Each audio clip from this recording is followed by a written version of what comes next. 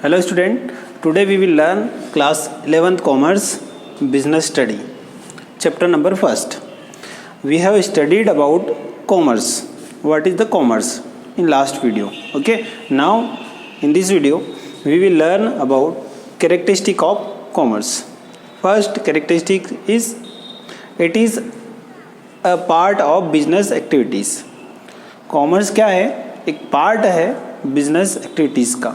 ठीक, बिजनेस में जितनी भी क्रियाएं की जाती है उन सभी क्रियाओं का एक पार्ट है कॉमर्स. ठीक है. सेकेंड है it solves many problems involve in business relate to exchange, time, place, people, risk, knowledge and marketing etc. ठीक है. कॉमर्स में बिजनेस की वो सारी प्रॉब्लम्स को सॉल्व किया जाता है जो रिलेटेड होती है एक्सचेंज से. ठीक है. टाइम से रिलेटेड भी प्रॉब्लम को सॉल्व करना कॉमर्स के अंदर आता है. ठीक. Place, risk, knowledge and marketing. ठीक है. हमने पढ़ा है कॉमर्स के बारे में. कॉमर्स में सेलिंग एंड बाइंग के अलावा मार्केटिंग, वेयर हाउसिंग, ठीक है, ट्रांसपोर्टिंग, ये सारे कार्य किए जाते हैं. एक्सचेंज का कार्य. ठीक. सो इसमें कॉमर्स में बिजनेस के वो सारे प्रॉब्लम्स को सॉल्व किया जाता है जो बाइंग एंड सेलिंग के समय उत्पन्न होती हैं. ठीक. It is both trade and aids to trade. ठीक है. ये व्यापार भी है और व्यापार की सहायक क्रिया भी कहलाते हैं कॉमर्स. ठीक. There the process of commerce can be classified into two categories. ठीक है. कॉमर्स मीन्स वाणिज्य की जो प्रोसेस है वो दो भागों में बांटी गई है, बांट सकते हैं. ठीक है. पहला है ट्रेड, व्यापार, और दूसरा है एक्सिलरीज टू ट्रेड, व्यापार की सहायक क्रियाएं. ठीक है. कॉमर्स व्यापार भी है और व्यापार की सहायक क्रियाएं भी होती हैं. ठीक है. कॉमर्स का हिंदी मतलब हमने लास्ट वीडियो में समझा. वाणिज्य और इसकी पूरी डेफिनेशन भी लास्ट वीडियो में पढ़ चुके हैं हम. सो पहले आपको वो वीडियो देखना है, उसके बाद में कैरेक्टरिस्टिक्स ऑफ कॉमर्स आपको समझ में आएगी अच्छे से. Okay. Now student we are learning about trade. Trade means व्यापार. Okay. Trade is the process of taking goods from the source of production of place of procurement to the consumer. ठीक है. Trade एक process है जो goods को source of production से लेकर जो कंज्यूमर होता है वहाँ तक खरीदने के लिए ले जाती है. ठीक है. व्यापार में प्रोडक्शन किया जाता है, मीन्स जिस वस्तु का प्रोडक्शन किया जाता है उस प्रोडक्टेड वस्तु को खरीदार के पास मीन्स कंज्यूमर के पास तक ले जाना. ठीक है. उसे कहेंगे व्यापार. The producer can not come into direct touch. ठीक है. जो प्रोड्यूसर होता है, जो उत्पादक होता है, वो डायरेक्टली कंज्यूमर के पास में टच या उसके पास में वस्तु को ले जा नहीं सकता. ठीक है. So with consumer, so there should be some channel. So वहाँ पर क्या होना चाहिए? एक रास्ता होना चाहिए, एक चैनल होना चाहिए which help facilitate the transmission of goods from the producer to the consumer. ठीक है. जो क्या करेगा वो रास्ता जो प्रोड्यूस की गई जो वस्तु है उसे कंज्यूमर तक ले जा सके. ठीक है. दस the channel which help the exchange of goods is called trade.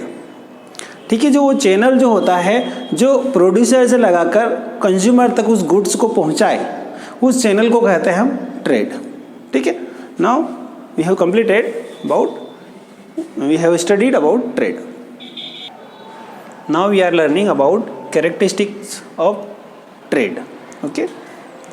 Trade has buyer and seller as it's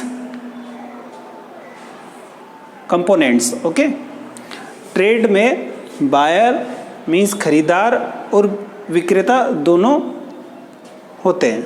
ठीक है. The buyer and seller of goods must be legal.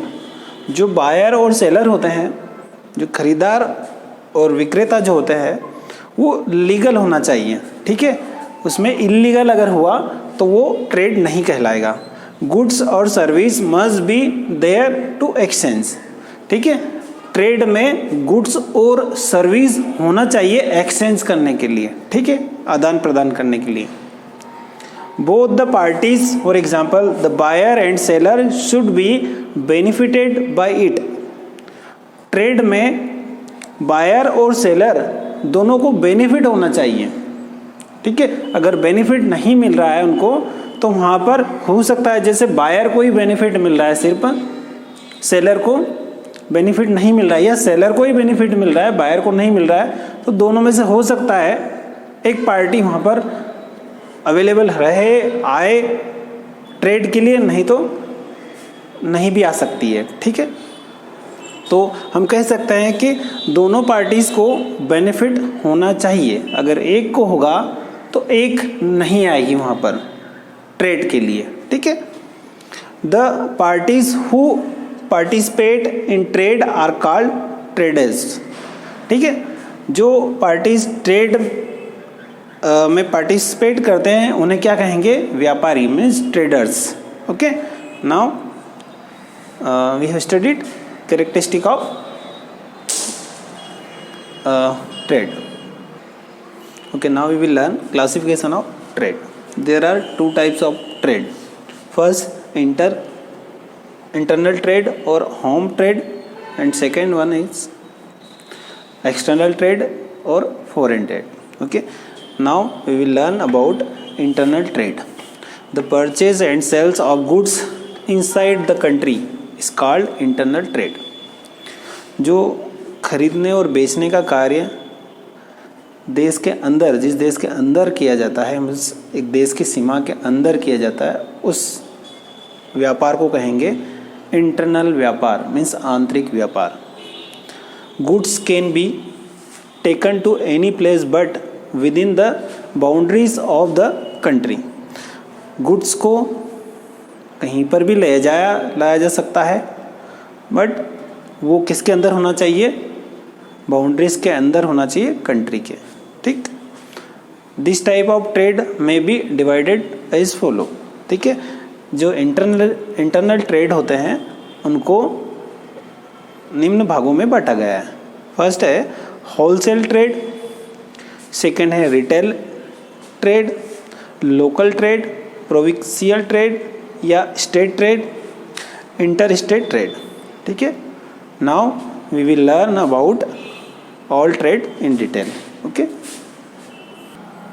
student, wholesale trade, under it goods are purchased in large quantities and sold to retailers. A wholesaler is a link between the producer and the retailers, ठीक है। इसमें wholesale में जो है goods purchase और cell large quantity में किया जाता है, मीन्स बड़ी मात्रा में किया जाता है। और जो होलसेलर होता है, जो होलसेल का कार्य होता है, वो एक लिंक होती है, एक रास्ता होता है बिटवीन प्रोड्यूसर एंड रिटेलर को जोड़ने का, ठीक है। जहाँ से प्रोड्यूस होता है माल, जो उत्पादन होता है, और रिटेलर तक पहुँचाने का कार्य जो किया जाता है वो किसके द्वारा किया जाता है? होलसेलर के द्वारा किया जाता है। मीन्स हम कह सकते हैं होलसेल मार्केट में जहाँ पर वस्तु प्रोड्यूस होती है और रिटेलर के पास तक पहुँचाने का जो काम करता है, जो माध्यम का कार्य करता है, वो कौन करता है? होलसेलर करता है। मीन्स होलसेल मार्केट में वो कार्य किया जाता है, ठीक है।